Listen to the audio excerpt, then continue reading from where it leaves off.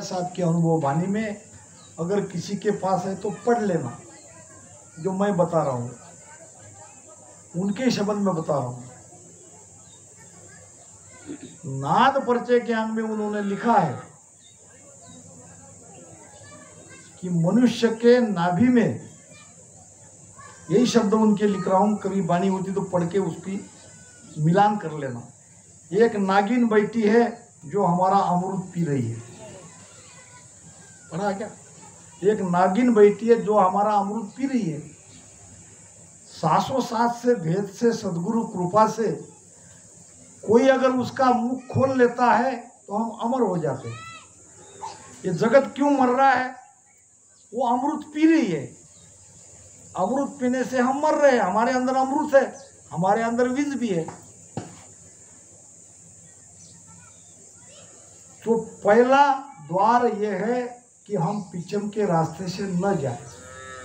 इसीलिए ज्यादातर साधनाएं सीधी है, बंकनाल से, शंकनाल से है। बंकनाल के बहुत बिरले मार्ग है। अब बंकनाल के कोई कोई जाते हैं तो यहाँ जाके अटक जाते हैं, क्योंकि उनकी धारणा वहां तक ही है। एक द्वार है 10वां, जो अंदर से बंद किया है। इसको यहाँ बंद किया है, इसको अंदर से बंद किया है। कोई बिरला अगर सुकमणा को खोल के चेतना को ऊपर चढ़ाएगा भी मेरु त्रिकुटी होते हुए, तो 10वें द्वार में अटक जाएगा, क्योंकि सुषुम्ना 10वें द्वार तक ही ले जाती है। तो महाराज ने कहा है, महाराज को प्रश्न वहां भी, उनको भी ये शंका आई कि मन बुद्ध चित्त पहुंचे नहीं, सांस सके न जाए, वहाँ बारी सुख राम कहे, कुण भी किस विद खोले आए।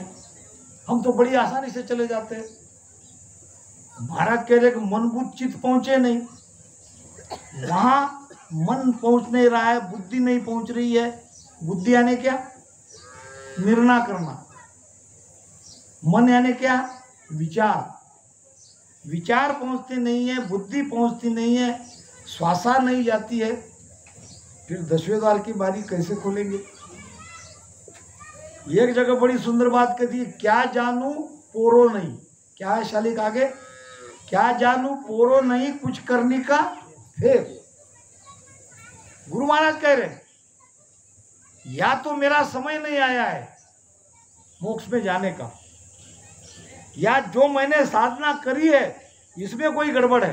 क्या जानू पोरो नहीं, पोरो नाम समय, कुछ करनी को फिर, या कोई करनी मुझसे गलत सलत हुई हो सकती है, खुल नहीं रहा है। बारी के अध बीच में ये गुरु महाराज ने कहा है। तो कहने का मतलब क्या है कि जब हमारी चेतना का स्तर ऊपर चला जाता है तो ये 2 रास्ते हमारे खुल जाते हैं।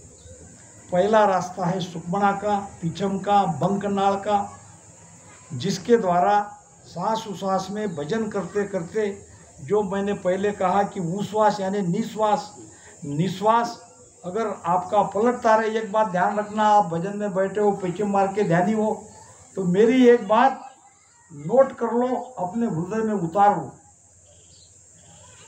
कि आपको हर समय रीढ़ की हड्डी में, यहाँ गर्दन के पीछे, मस्तक में हमेशा दर्द होते रहना चाहिए, क्योंकि चेतना आपकी निरंतर ऊपर चढ़ रही है। ये आपको लगना चाहिए। बैठते ही राम राम इधर कर रहे हो और इधर दर्द होना शुरू हो रहा है।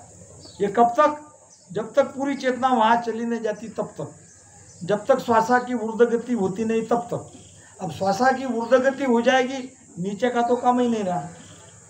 अब तो पूरी तरह से हम पिंड से ब्रह्मांड में आ गए, खंड से भी ऊपर ब्रह्मांड में आ गए।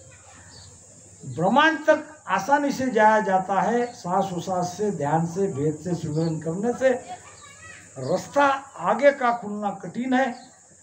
तो इस प्रकार पिछम देश में आया हो, वहां जन बहुत दुख पाया हो, सुरग 2106 क्या हो। ये 21 घाटी, 21 घाटी में से केवल सुरती शब्द को नहीं ले जाना है, उनके साथ में प्राण को ले जाना है। कैसे निकलता है प्राण? महाराज ने बताया है, बड़ी सुंदर बात कही है। लकड़ा रहता है, पुराने जमाने में हमारे सुतार लोग रहते थे, और वो लकड़े को छेद कैसे गिराते हैं? सार से। जू सारे सु काट, यही शब्द लिखा है। सारे यानी क्या? रस्सी से खींच के। अच्छा, ये कल्पना करो कि उस लकड़े को कितनी तकलीफ होती होगी, जैसे जैसे वो सार अंदर जाती है खींचते खींचते। इसी प्रकार से एक एक गांठी को छेद करते करते आपको जाना है। शब्द ने वो रास्ता खोला, और जिस रास्ता नियंचर ने खोला उस रास्ते से प्राण को ऊपर ले जाना। सबसे नीचे की गांठी से ऊपर आए, 20वीं गांठी में और 19 गांठी बाकी है।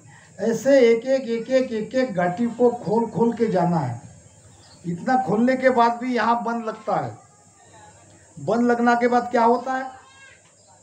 उतान पात बंद लगने के बाद क्या होता है? पीड़ा होती है, गर्दन पीछे झुक जाती है, पीठ फट जाती है। लगे बंद बहु भारी, फटे पीठ सारी। फिर क्या कहते हैं हम? क्या कहते हैं? क्या अटका हमारा वहां? बोलो। हाँ, शब्द अटका। कहने को तो कहते हैं, अब थोड़ा मान के चलते हैं। शब्द अटका। मेरी भी धारणा ऐसी थी। अगाध बोध की साखी को ले। अगाध बोध में गुरु महाराज ने शब्द के बारे में क्या कहा है, नियंचर के बारे में, कि अटके नहीं बीचे किसी हु से, ना कोई आड़ो आवे, माया ब्रह्म सकल सोई धूजे, सब कोई दर्शन चावे। किसकी महिमा हो रही है? नियंचर की, शब्द की। अटके नहीं बीचे किसी हूं से। बीच में जो बाधा है, ये किसी बाधा से नियंचर सत्सबद कुदरत कला नहीं अटकती। ना कोई आड़ो आवे, कोई आड़ा आने की कोशिश भी नहीं करता है, उसके आड़े कोई आता नहीं। अब जब विमान चल रहा है, एरोप्लेन, तो उसके आड़े कोई आएगा? विमान के प्रचंड वेग से कोई आएगा तो वहीं वो खत्म हो जाएगा। तो शब्द ऐसा ताकतवर है, उसके आड़े कोई आता नहीं है।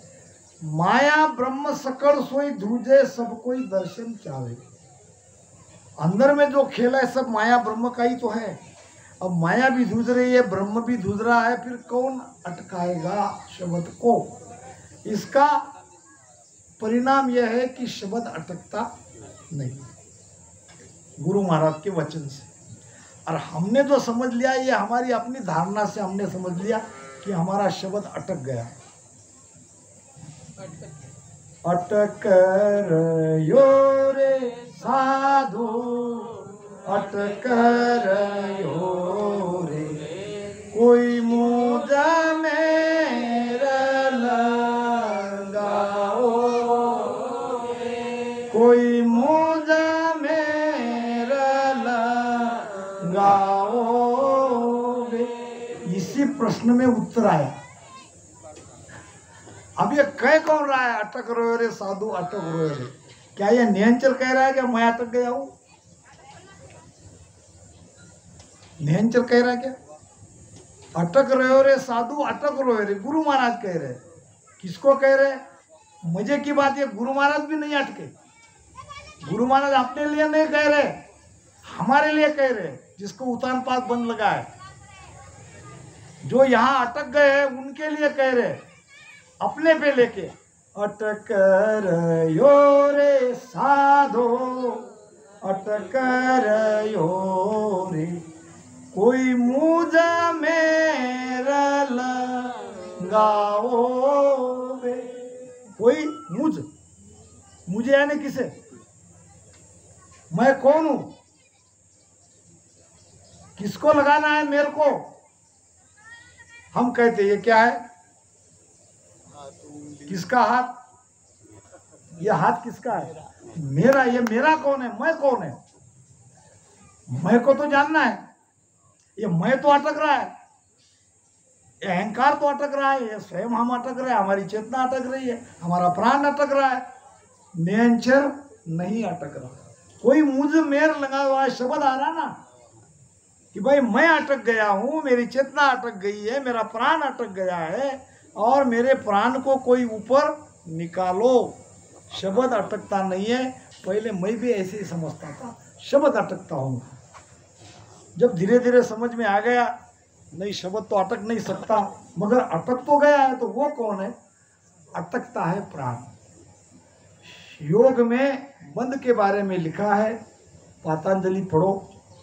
पातंजलि में डिटेल ईड़ा पिंगला और योग के बारे में लिखा है, जो हमारे काम की चीज है।